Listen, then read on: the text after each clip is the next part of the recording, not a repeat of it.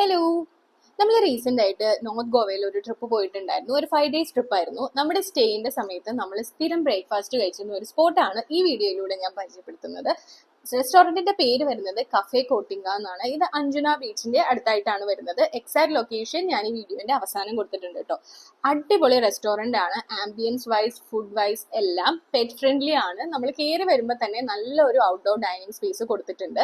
അത് കഴിഞ്ഞ് അകത്തേക്ക് വരുമ്പോൾ AC and non AC dining ഉണ്ട്. കൂടാതെ ഇതുപോലെ ഒരുപാട് ഡെസേർട്സ് വെച്ചിട്ടുണ്ട്. ഡെസേർട്സ് നമ്മൾ കുട്ടികൾക്ക് വാങ്ങിച്ചു കൊടുക്കുകയാണെങ്കിൽ ഒന്ന് ശ്രദ്ധിച്ച് വായിച്ചിട്ട് വാങ്ങിച്ചു കൊടുക്കുക. ബിക്കോസ് അതിൽ ഓൾമോസ്റ്റ് 90% ഐറ്റത്തിന് ആൽക്കഹോൾ കണ്ടന്റ് ഉള്ളതായിരുന്നു.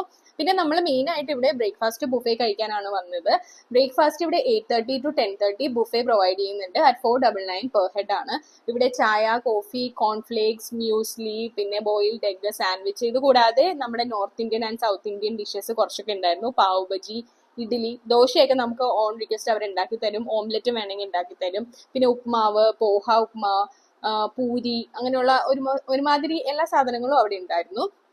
പിന്നെ ഡെസേർട്സിലേക്ക് വരുമ്പോഴേക്കും ക്രോസാൻ വിത്ത് ബട്ടർ ആൻഡ് ജാം ഉണ്ട്. പിന്നെ ബനാന ബ്രെഡ്, പിന്നെ അതല്ലാതെ നമുക്ക് ബ്രെഡ് ടോസ്റ്റ് ചെയ്ത് കഴിക്കാനുള്ള എല്ലാം അവിടെ വെച്ചിട്ടുണ്ടായിരുന്നു. പിന്നെ നമ്മൾ വന്ന 3 ദിവസം ഇവിടെ പ്രൊവൈഡ് ചെയ്തിരുന്ന ജ്യൂസ് വാട്ടർമെലൺ ജ്യൂസ് ആയിരുന്നു. അത് ഫ്രഷ്ലി സ്ക്യൂസ്ഡ് ആയിട്ടാണ് തോന്നിയത്. പിന്നെ നമ്മൾ ബുഫേ കൂടാതെ ഒരു ഇംഗ്ലീഷ് ബ്രേക്ക്ഫാസ്റ്റും കൂടി ട്രൈ ചെയ്യാനായിട്ട് വാങ്ങിച്ചിട്ടുണ്ടായിരുന്നു. അതിൽ ഇതുപോലെ ഒരു ഡബിൾ ബുൾസൈ ഹാഫ് ബോയിൽഡ് ഉണ്ടായിരുന്നു. പിന്നെ sausage, mushroom, toast, ham slice, അതേപോലെ തന്നെ വെജീസ്, സ്വീറ്റ് ബീൻസ് എല്ലാം ഉണ്ട്. എനിക്ക് ഇവരുടെ ഏറ്റവും ഇഷ്ടപ്പെട്ടത് ബനാന ബ്രെഡും അതേപോലെ തന്നെ ഈ ക്രോസാൻ വിത്ത് ബട്ടർ ആൻഡ് ജാം ആയിരുന്നു. അപ്പൊ നിങ്ങൾ ഇവിടെയൊക്കെ പോകുന്നുണ്ടെങ്കിൽ ഇതെന്തായാലും ഒന്ന് വിസിറ്റ് ചെയ്ത് നോക്കൂ കേട്ടോ. ഇതാണ് ലൊക്കേഷൻ.